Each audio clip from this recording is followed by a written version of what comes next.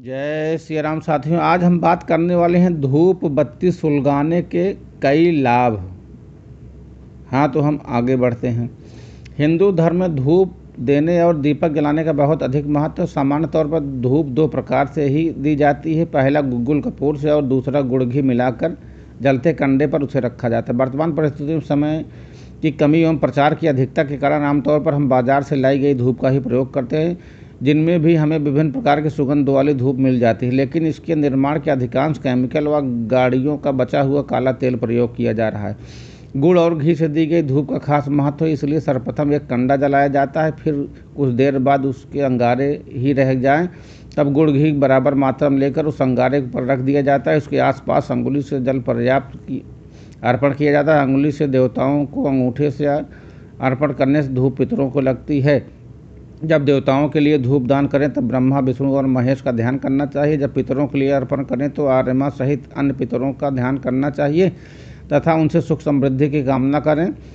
हिंदू धर्म में धूप बत्ती आदि से धूप देने के भी नियम बताए गए हैं। जैसे किसी कारण से यदि रोज धूप नहीं दे पाएँ तो त्रयोदशी, चतुर्दशी तथा अमावस्या, पूर्णिमा को सुबह शाम धूप देना अवश्य देना चाहिए। सुबह दी जाने वाली धूप देवगणों के लिए, शाम को दी जाने वाली धूप पितरों के लिए होती है।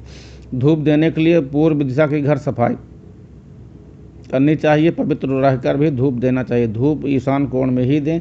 घर के सभी कमरों में धूप की सुगंध फैल जानी चाहिए। धूप देने और धूप का असर रहे तब तक किसी भी प्रकार का संगीत नहीं बजाना चाहिए। हो सके तो कम से कम बात करना चाहिए।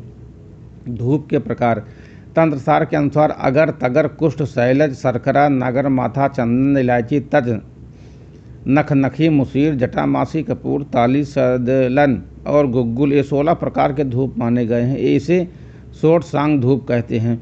मंदरत के अनुसार चंदन, कुष्ठ, नखल, राल, गुड़, शर्करा, नखगंध, जटामासी, लघु और छौद सभी के समान मात्रा में मिलाकर जलाने से उत्तम धूप बनती है। इसे दशांग धूप कहा जाता है।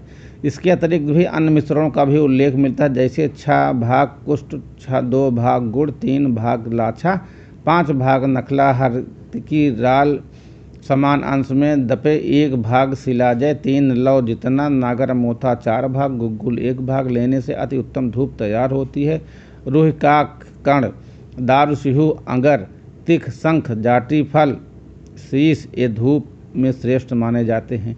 इन सब के लिए अतिरिक्त दैनिक पूजन अथवा विशेष कामना से निम्न धूप अथवा धूनी का प्रयोग किया जाता है।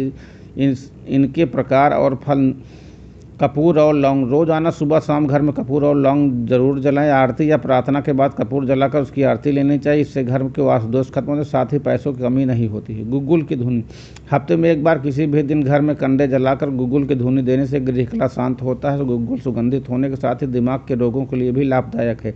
पीली सरसों, गुग्गल, लोहबान, रोघित को मिलाकर सूर्यास्त समय उपले कंडे जलाकर उस पर ये सारी सामग्री डालकर नकारात्मक दूर हो जाएगी। धूप बत्ती घर में पैसा नहीं टिकता तो रोजाना महाकाली के आगे एक धूप बत्ती जलाएं। हर शुक्रवार को काली के मंदिर में जाकर पूजा करें।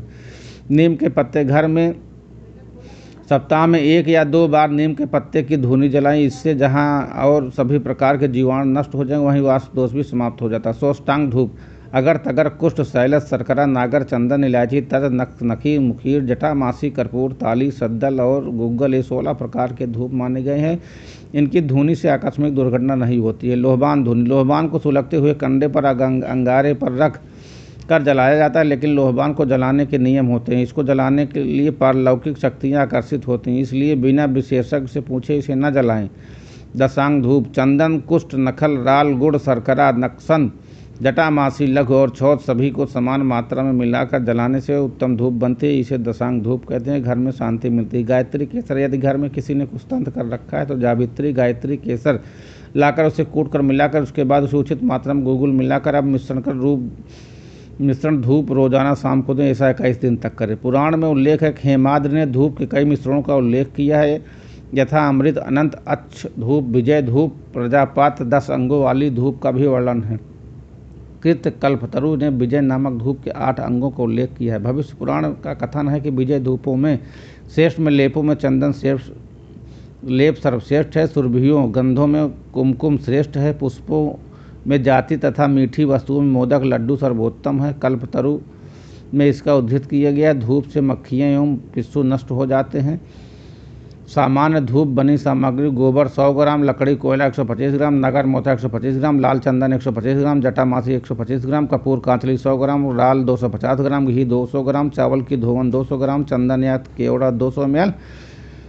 सोचटांग धूप के लिए सामग्री: अगर तकर, कुश, सैलस, शर्करा, नगर माथा, चंदन, इलायची, नट, नखी, मुसीर, जटामासी, कपूर, ताली, सद्दल और गुग्गुल, ये 16 प्रकार की सामग्री मिलकर बनाया जाए। दशांग धूप के लिए सामग्री: धूप जलाने के लाभ: गोमय और जड़ी बूटियों से बनी इस पूजा धूप के उपयोग में कई लाभ होते हैं। यह पर्यावरण को शुद्ध और प्रदूषण मुक्त करता है। इसके धुएं से वातावरण में फैले रोग नष्ट होते हैं। धूप देने से मन, शरीर, घर में शांति की स्थापना होती है। रोग और शोक मिट जाते हैं। गृह कलह में आशा और आकस्मिक दुर्घटना नहीं होती। घर के भीतर व्याप्त सभी तरह के नकारात्मक ऊर्जा बाहर निकलकर वास्तु दोष मिट जाता है। ग्रह नक्षत्रों से होने वाले छिटपुट बुरे असर भी धूप से दूर हो जाते हैं। श्राद्ध पक्ष में 16 ही दिन दी जाने वाली धूप से तृप्त होकर मुक्त हो जाते हैं और पितृपक्ष का समाधान पितृ यज्ञ भी पूर्ण होता है। प्रतिदिन घर या कार्यालय में धूप उपयोग करने से गौशाला स्वावलंबी बनेगी और उसकी रक्षा होगी। जय श्री राम, सीताराम। वीडियो अच्छी लगी तो चैनल को सब्सक्राइब जरूर करें।